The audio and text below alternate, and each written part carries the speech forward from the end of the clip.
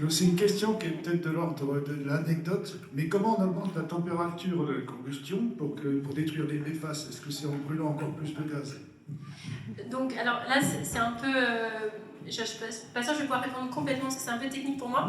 Mais en gros, c'est pas si facile que ça d'augmenter la température. C'est-à-dire que la solution de se dire, tiens, et si on demandait aux incinérateurs, donc quand on dit de déchets non dangereux, mais vous comprenez un peu pourquoi c'est dont je parlais tout à l'heure. Je pense que ce concept de déchets non dangereux, je le conteste. Mais en tout cas, ces incinérateurs, ils ne sont pas capables d'aller aussi haut que ne sont capables, par exemple, des incinérateurs de cimenterie.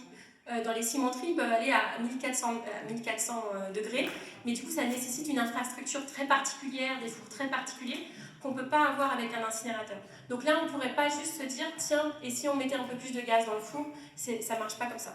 Après, s'il y a quelqu'un qui est plus technique que moi, vous pouvez répondre.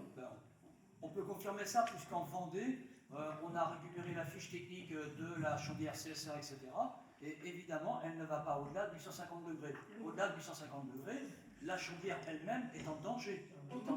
Les composants de la chaudière ne sont absolument pas prévus pour des températures, évidemment. Donc, les cimenteries, c'est totalement autre chose.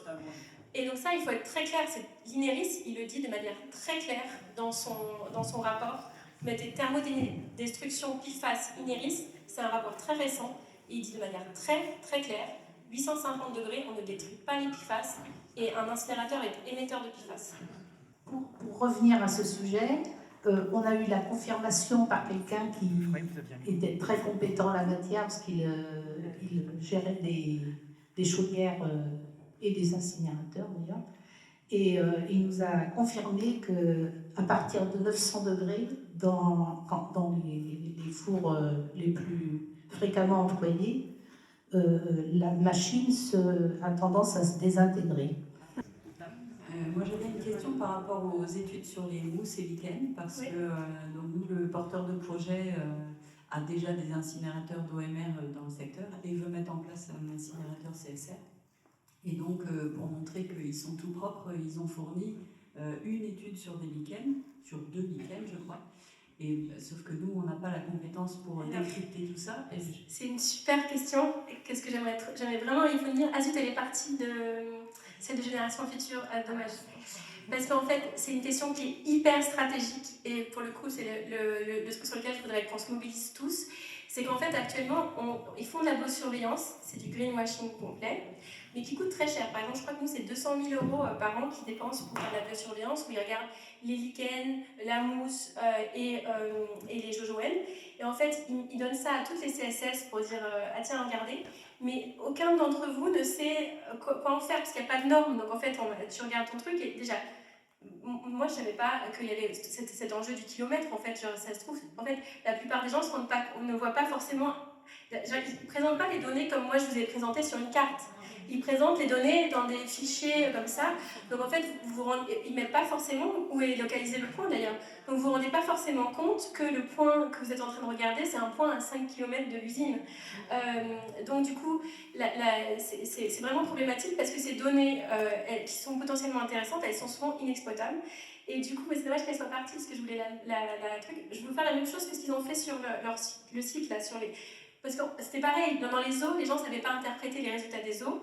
Et donc, c'est en faisant un site internet où on peut se rendre compte, tiens, à cet endroit-là, il y a beaucoup d'eau, moi je suis par rapport à cet endroit-là, je suis plus ou je suis moins, donc je peux alerter mon député en disant pourquoi mon eau elle est moins bien qu'un tel, que ces prélèvements deviennent utiles. Et moi, je voudrais faire une cartographie en récupérant justement toutes les données que vous avez tous dans vos CSS, de lichen, de mousse et de jojoène, et qu'on les mette sur une carte de France.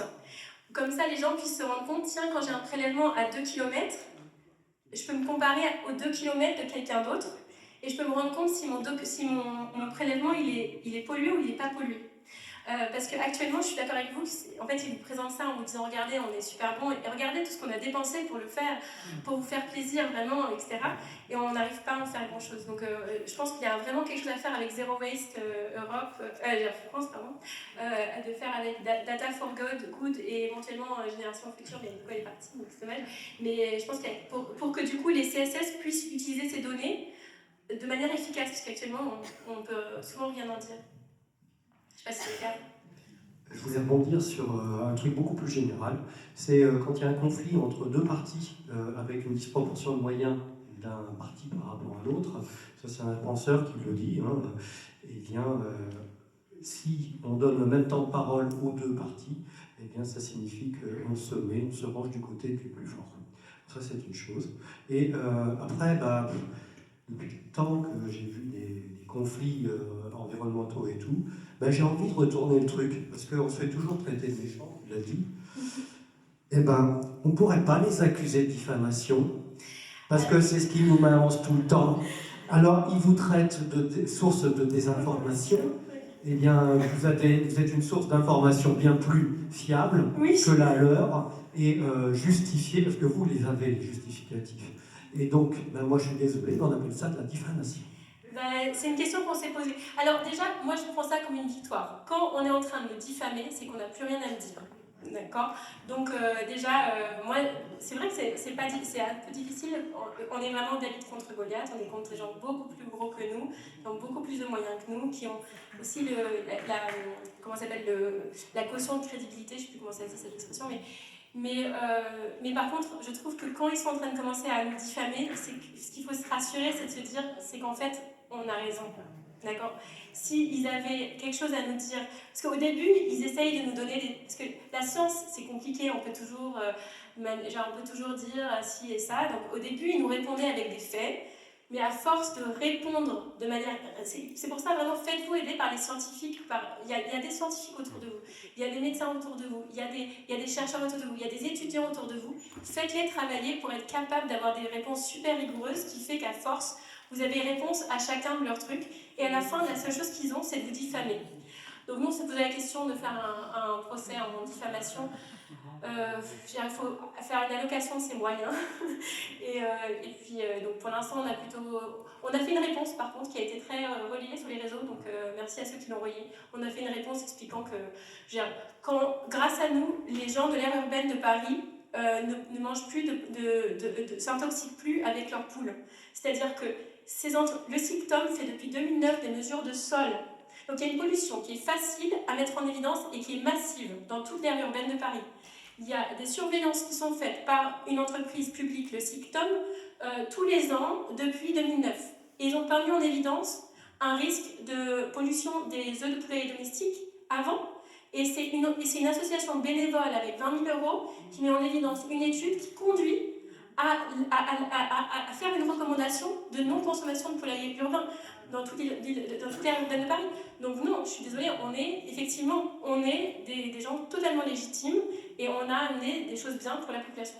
Oui, on pourrait aussi attaquer l'entreprise de Vendée là, pour des informations mensongères. Parce qu'en fait, ils n'ont jamais voulu accepter que c'était un incinérateur.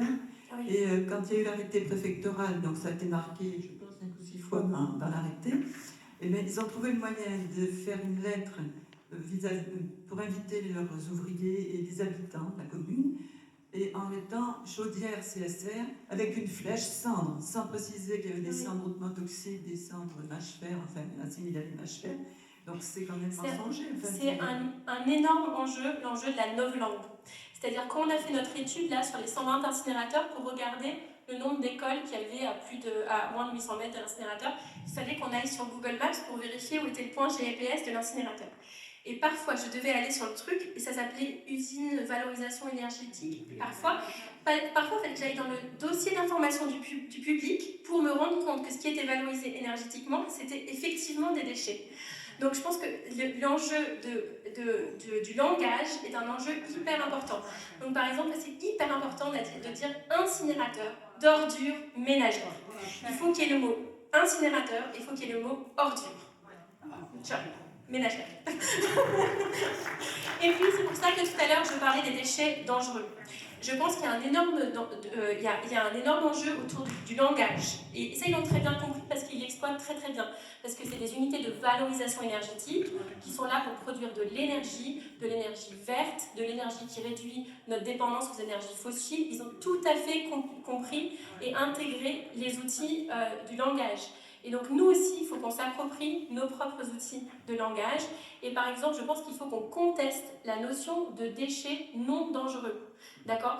C'est-à-dire qu'il y a une chose qu'ils admettent tous. Ils admettent tous qu'il n'y a pas un seul camion qui va dans l'incinérateur qui n'a pas une bonbonne de protoxyde d'azote. Le protoxyde d'azote, c'est un gaz super dangereux et c'est un gaz qui explose.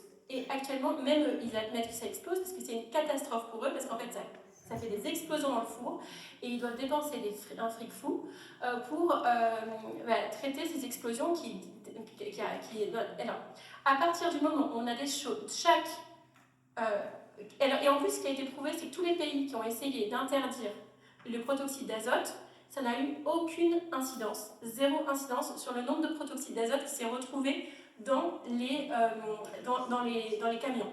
Donc il faut acter que les OMR sont des OMR avec des protoxydes d'azote. Le protoxyde d'azote est dangereux, les OMR ne peuvent pas être considérés comme non dangereux. Quelque chose qui explose dans un four, c'est pas non dangereux. Le protoxyde d'azote, c'est une vraie catastrophe. En fait, c'est une catastrophe de santé publique. En fait, pour ceux qui ne savent pas le protoxyde d'azote, je suis désolée si ceux qui ne savent pas, en fait, les jeunes, il y a une addiction très importante actuellement de gaz hilarant. D'accord? Le gaz hilarant, c'est du protoxyde d'azote. Et en fait, c'est devenu vraiment, vraiment très important. Les jeunes en consomment énormément, ce qui est une catastrophe sanitaire parce que ça détruit vraiment leurs neurones. Mais en fait, ces bouteilles devraient être mises en déchetterie, mais il n'y a aucune personne qui prend du gaz hilarant qui va le mettre. Personne ne le sait d'ailleurs qu'il faut le mettre en déchetterie. Du coup, ils le mettent dans la poubelle normale. Du coup, c'est dans les OMR et du coup, ça se retrouve dans l'incinérateur et avec la température du four, ça explose. Donc en fait, tous les jours, il y a des explosions de protoxyde d'azote dans tous vos incinérateurs. C'est sous quelle forme? C'est des bonbonnes. C'est des bonbonnes. C'est des cartouches. C'est des cartouches, mais qui sont de plus en plus grosses. Donc, ils font des explosions de plus en plus grosses. Donc, si on a des déchets qui explosent dans un four, comment peut-on dire que c'est un déchet non dangereux? Le protoxyde d'azote, c'est un produit qui est utilisé en médecine, oui. Dans les anesthésies. Oui. C'est comme ça qu'on l'a connu surtout. Oui. C'est le produit qui est le plus responsable du réchauffement climatique en ce qui concerne la santé. Exactement. Et c'était juste pour faire le lien. Le protoxyde d'azote, c'est vraiment le gaz le plus puissant, enfin l'un des gaz les plus puissants pour le réchauffement climatique. Justement, c'était une remarque plutôt sémantique que je voulais faire. Vous parlez de science, comme si la science était unitaire. Si vous lisez François Ramade, qui est donc un des pères de l'écotoxicologie, vous verrez qu'il classe les sciences en deux cadres. D'un côté, ce qu'on appelle les sciences académiques, et de l'autre, les sciences administratives. Et ça fait une sacrée différence. Je me confirme. Voilà. Et donc, dans le domaine scientifique, je crois qu'il faudrait toujours préciser si c'est une étude qui est académique, c'est-à-dire d'universitaire, qui logiquement ne devrait pas être, comment dirais-je, financée par celui qui pollue, parce que du coup ça ne va plus du tout, et les différencier de ce que vont nous dire d'abord les industriels, qui ne sont pas des scientifiques. Ils produisent quelque chose qu'on leur demande, mais ce n'est pas de la science académique. Alors, donc du coup, il vous manque une troisième science, d'accord, qui est la science participative, d'accord, qui est une science, par exemple, nous, c'est pas des chercheurs académiques, il y a des chercheurs qui font de la science sans être forcément des académiques, et cette science-là peut être biaisée parce qu'elle est financée par les associations. Donc l'enjeu, c'est pas forcément de dire qu'il n'y a pas de biais nulle part, c'est de dire que je pense que les scientifiques ne s'engagent pas assez dans le débat public et ne participent peut-être pas assez au débat public, et que si justement vous voulez faire contrecarrer les arguments pseudo-scientifiques que vous sont produits par l'incinérateur, il faut que vous ayez quelqu'un qui comprenne pour dire là c'est n'importe quoi, là c'est ça qu'il est en train de dire, là c'est comme ça qu'on peut y répondre. Donc ce que je voulais dire, c'était plus de dire faites venir des scientifiques dans vos associations, parce que je pense que sur ces sujets qui sont très techniques, eh bien ça peut être intéressant d'avoir des scientifiques. Et puis après, je pense qu'il ne faut pas oublier cette troisième science, la science participative, comme on l'a vu avec quand même l'exemple lyonnais. Je veux dire, après, chacune de ces sciences a ses limites, etc. Mais il y a un vrai rôle actuellement dans l'étude de la pollution environnementale dans les sciences participatives. Merci. Du coup, le problème c'est qu'il y a des incinérateurs un petit peu partout en France. On l'a vu, la France, on le voit avec la table ronde derrière, la France c'est un des pays d'Europe les plus concernés. Donc, là derrière on a une table ronde justement qui va revenir sur cette question des incinérateurs sans forcément se concentrer sur les PFAS, mais pour comprendre plus globalement le problème qu'on a avec ces incinérateurs. Mais juste avant, je vous propose une petite pause de 15 minutes pour que vous soyez bien frais pour les 2 dernières tables rondes. Et donc voilà, on essaye de tous être là à 15h. Ouais, 15h.